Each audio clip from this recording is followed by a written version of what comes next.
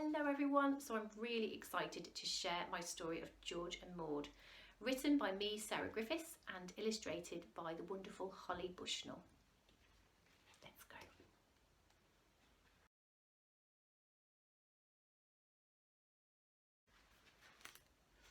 Once upon a time there was a chirpy old lady with hair tied back as dark as gravy, a nosy neighbour she would always stare while sitting in her comfy chair. Her name was Maude and she liked to eat chocolate cakes and sweets and treats. Her clever old bird kept watch from midnight until noon throughout the day and by the light of the moon. His name was George, aged 44, a tropical parrot called a macaw. Maude doted on her handsome bird. To normal folk it seemed absurd.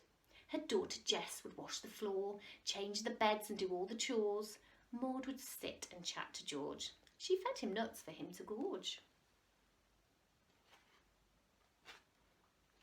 Now Maude was more concerned about the way she looked and loved to pout.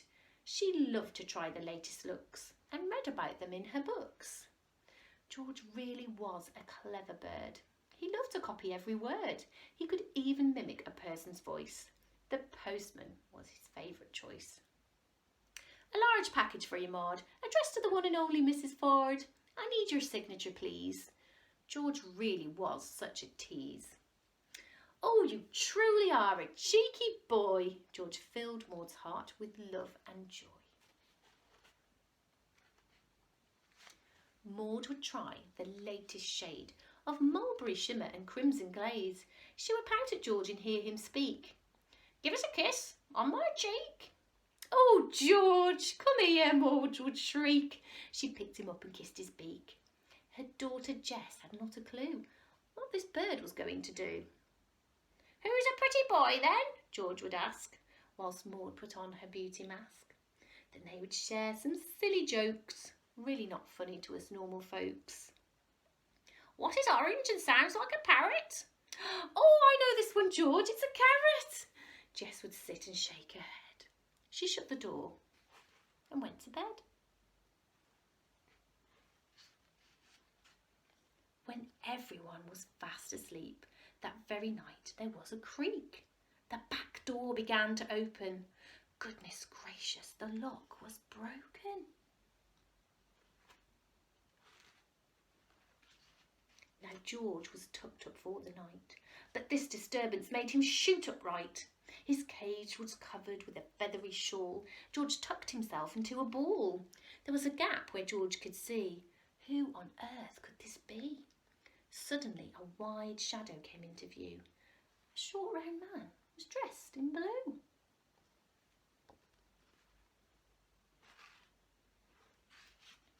He wore a black mask as a disguise, with cut-out holes revealing his eyes. In his hand he carried a sack, which he threw precariously onto his back. With great surprise the shawl was lifted, and into the cage the big man sifted. George began to squawk and panic. The whole affair became quite manic. Then the burglar said out loud, "You silly bird, don't make a sound." He yanked and heaved and pulled out feathers. Now don't you dare try anything clever. First, George flew around. He knocked Maude's makeup on the ground. Mulberry gloss and crimson glaze, coral blush and sunset blaze. Stop that now, you wicked bird. The burglar, he meant every word. Now George was really quite aghast. Maude's in trouble. I must think fast. George could copy any sound of choice, from a doorbell ringing to a person's voice. Now down the road lived Constable Bill. George would watch from the windowsill. He'd listen as he read the morning news, then fly back to his cage for a snooze. Only last week he'd heard Bill enforce the law to the man that only lived next door. He read him his rights and cuffed his hands. Then he escorted him forcefully to the police van.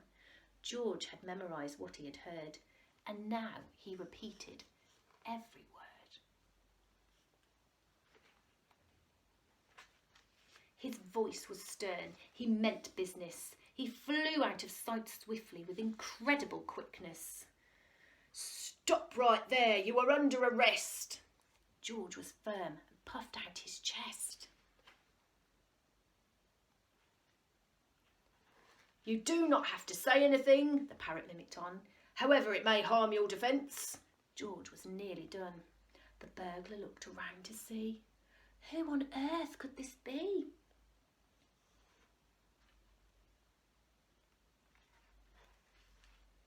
George realised all was not well. So, ding dong, he mimicked the front door bell. The sound echoed around the room. Then all that was heard was a thump and a boom. Maude had fallen out of bed. Startled by the doorbell, she banged her head. Jess had woken and called the police. "You won't get away with this." Then George released birdseed pellets at the burglar's face. The door flung open and the police gave chase. The burglar ran towards the back door, but Maude's makeup was all over the floor. Face creams, powders, lipstick too, many colours from red to blue.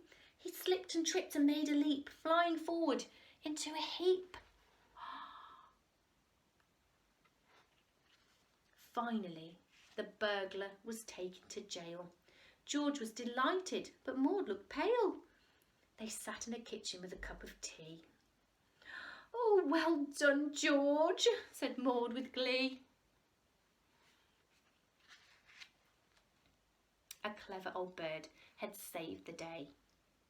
Now Maude and George could relax and stay. From now on, Maude took George into her room to keep watch on the street by the light of the moon.